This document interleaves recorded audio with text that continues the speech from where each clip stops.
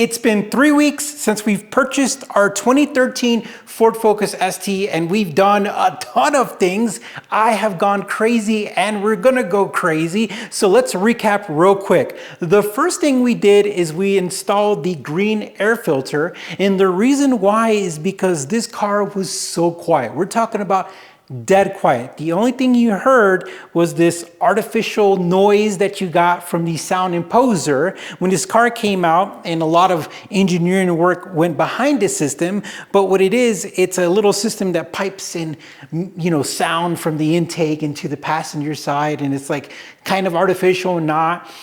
So you got kind of a growl, but it was dead quiet. So we installed the green air filter, and we immediately heard the turbo, and we heard a little bit of the blow off sound, and that made us happy. Then we added the RS lid, or RS style lid, the top of the intake box lid, and that gave us a little bit more sound, not a lot, but all these parts were so cheap. And I'm telling you, that is the biggest thing for me, because I am literally having fun with the car as if it was a toy, because parts are really inexpensive compared to some of the cars we've been working on for years. So it's a ton of fun.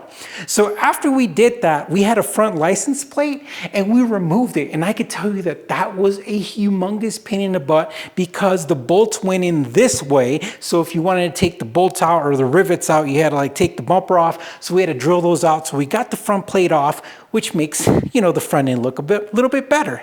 And then after that, we cleaned up our wheels because they had brake dust and these crevices that was caked on there for over a decade.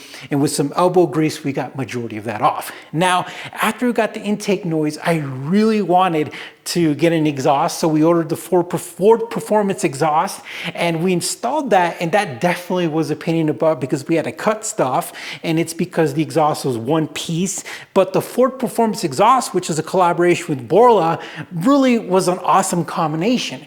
But when I was driving the car and I was looking at the forums, people were saying that when you have an intake and an exhaust, the sound imposer starts to mess with the sound. And so I was like, I don't know, I like the sound of it. I don't know, I'm gonna leave it alone. But then I realized that somebody said you could just unplug it and test it out.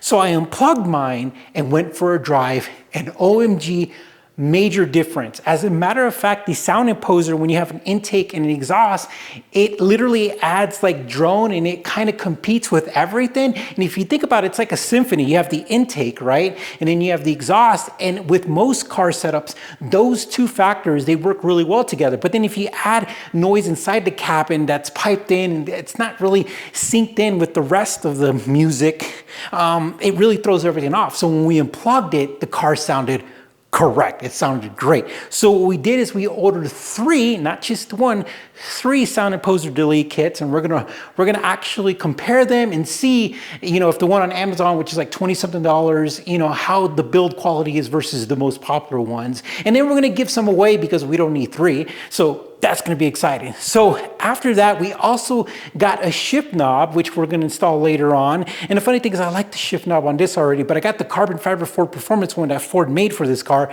We're going to put that on there. And then down the road, we're going to be doing the intercooler, but we're just telling you stuff that we're doing down the road, which we're going to do a lot of stuff. But that's what we've done so far with the car.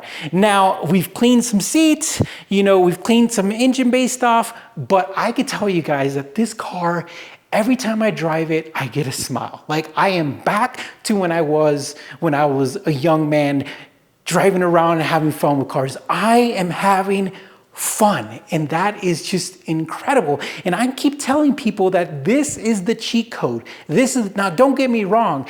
I know everybody's like, well, don't buy a car if you can't afford to do stuff, and if you can't. Most of the time, my trajectory with more higher end cars was I'd buy a car, right? I'd buy the NSX, and then, I would do one mod every 2 months because each mod was $2,000, and I'd get that mod, and then, I'd let the YouTube channel pay it off, and then I'd wait another 2 months and get a big mod. With this, in 3 weeks, we've done so many mods that I'm already losing track. We got parts waiting, and we still haven't hit that type of limit that we would with one mod every couple of months. So I'm telling you guys, the funnest and the driving experience, I love these cars. All right, guys, that is the update with the Ford ST. Stay tuned because we are having fun.